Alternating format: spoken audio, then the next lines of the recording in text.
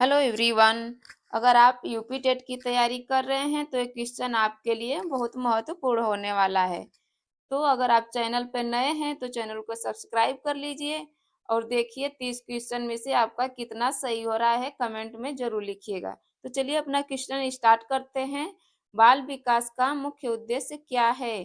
केवल शारीरिक विकास, केवल मानसिक विकास, समग्र विकास या फिर केवल सामाजिक विकास? बाल विकास का मुख्य उद्देश्य क्या है?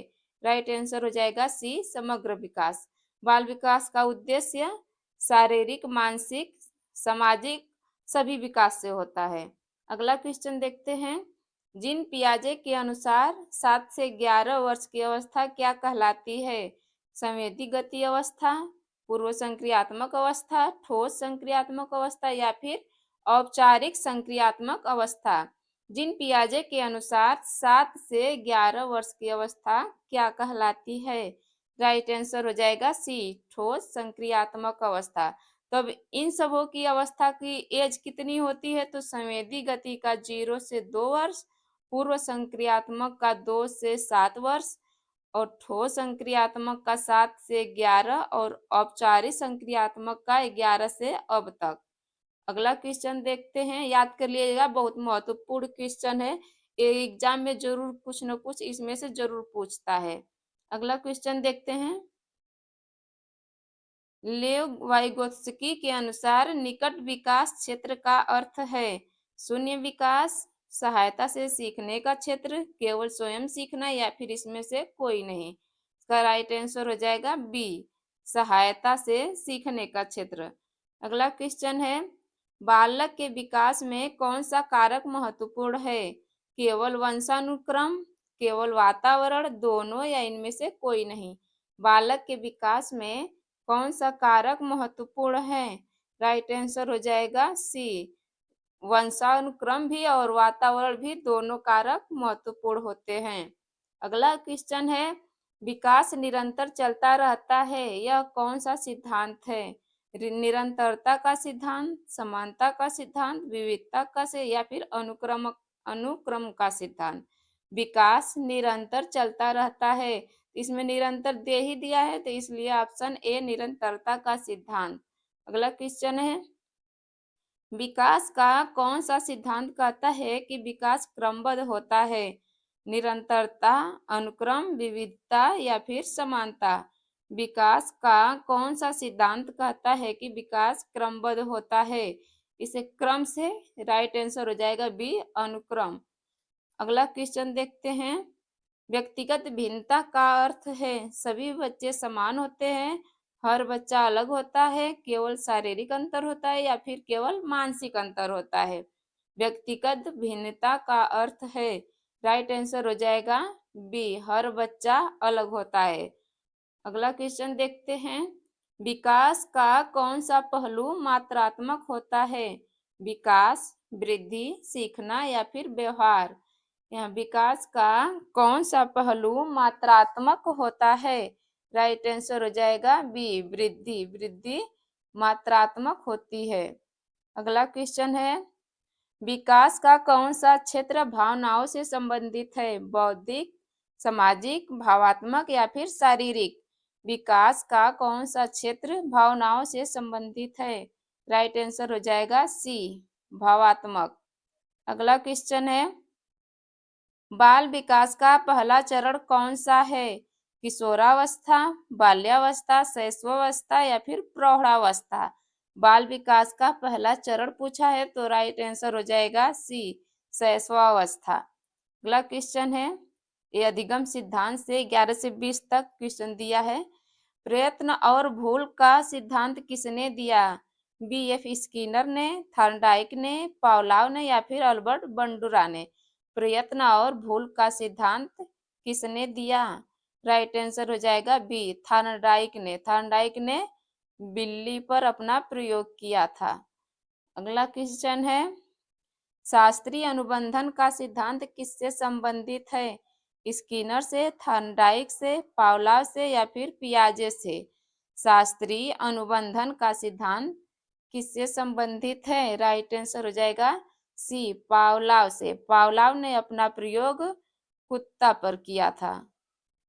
नेक्स्ट क्वेश्चन देखते हैं। क्रियात्मक अनुबंधन का सिद्धांत किसने दिया? पियाजे ने, वाइगोत्स्की ने, स्किनर ने या फिर कोहलबर्ग ने?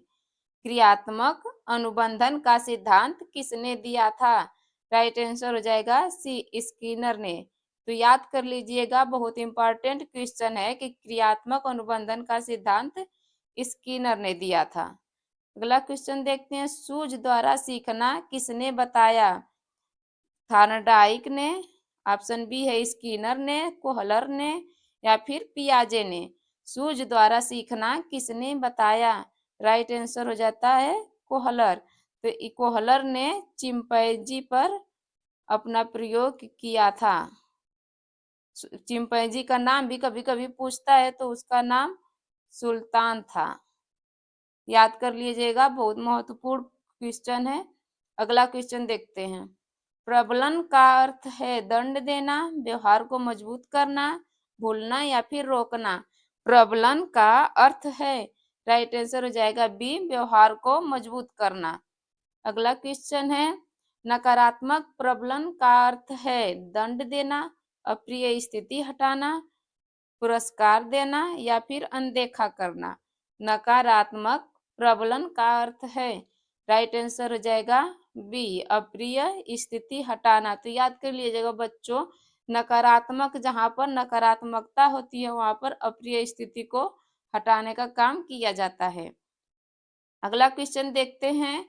समग्रता का सिद्धांत किससे संबंधित है? गेस्टाल्ट सिद्धांत से, व्यवहारवाद से, अभ्यास से या फिर स्मृति से? समग्रता का सिद्धांत किससे संबंधित है? राइट आंसर हो जाएगा ए, गेस्टाल्ट सिद्धांत से। अगला क्वेश्चन है। करके सीखने का सिद्धांत किसने दिया?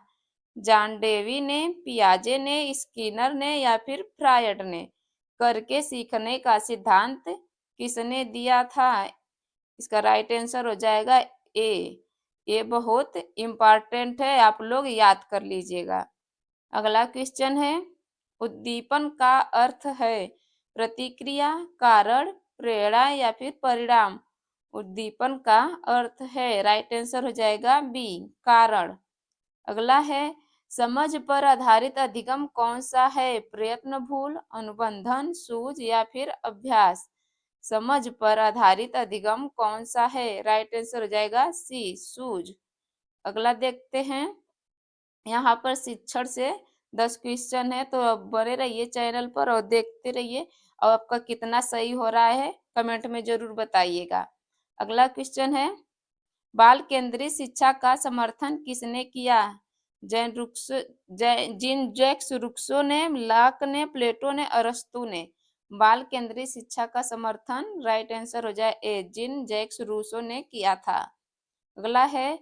निर्माणवाद के अनुसार सीखना क्या है? रटना है, ज्ञान का निर्माण करना है, सुनना है या फिर पढ़ना है? निर्माणवाद के अनुसार सीखना क्या है? राइट आंसर हो जाएगा बी, ज्ञान का निर्माण करना। अगला क्वेश्चन है। समावेशी शिक्षा का अर्थ है केवल सामान्य बच्चे, केवल विशेष बच्चे, सभी बच्चों को साथ पढ़ाना, अलग अलग शिक्षा देना? समावेशी शिक्षा का अर्थ है, तो समावेशी से ही समझ में आ रहा है कि जहां पर सभी को साथ में पढ़ाया जाए, इसलिए सी सही हो जाएगा। अगला क्वेश्चन है। प्रारूपिक मूल्यांकन कब होता है? अंत में, बीच में, शुरुआत में या फिर कभी नहीं? प्रारूपिक मूल्यांकन कब होता है? इसका राइट आंसर हो जाएगा बी, बीच में। समापन मूल्यांकन का उद्देश्य क्या है? सुधार, अंतिम निर्णय, अभ्यास या फिर प्रेरणा? राइट आंसर हो जाएगा बी, अंतिम निर्णय। अगला क्वेश्चन देखते हैं। ब्लूम वर्गीकरण में सबसे उच्च स्तर क्या है? ज्ञान है, समझ है, मूल्यांकन या फिर स्मरण? इसका राइट आंसर हो जाएगा मूल्यांकन। अगला क्वेश्चन है। ए ब्लूम का वर्गीकरण भी बहुत इंपॉर्टेंट होता है, ये भी हर एग्जाम में एक क्वेश्चन ब्लूम से भी बनता है। अगला क्वेश्चन है। अधिगम विकलांगता का उदाहरण है? पढ़ने में कठिनाई, दौड़ना, खेलना या फिर बोलना? राइट आंसर हो जाएगा ए, पढ़ने में कठिनाई। अच्छा, अगला है। शिक्षा का उद्देश्य क्या है? परीक्षा पास करना, नौकरी पाना, समग्र विकास या फिर केवल ज्ञान। शिक्षा का उद्देश्य क्या है? राइट आंसर हो जाएगा सी, समग्र विकास। अगला क्वेश्चन देखते हैं। समाजीकरण का अर्थ है अकेले रहना, समाज में समायोजन, खेलना या फिर पढ़ना। राइट आंसर हो जाएगा बी, समाज में समायोजन। अगला क्वेश्चन है, अच्छा शिक्षक कौन होता है? केवल पढ़ाने वाला, प्रेरित करने वाला, दंड देने वाला या फिर चुप रहने वाला। राइट आंसर हो जाएगा बी, प्रेरित करने वाला। तो 30 में से कितने सही हुए आप लोग कमेंट में बताइए और चैनल को सब्सक्राइब कीजिए।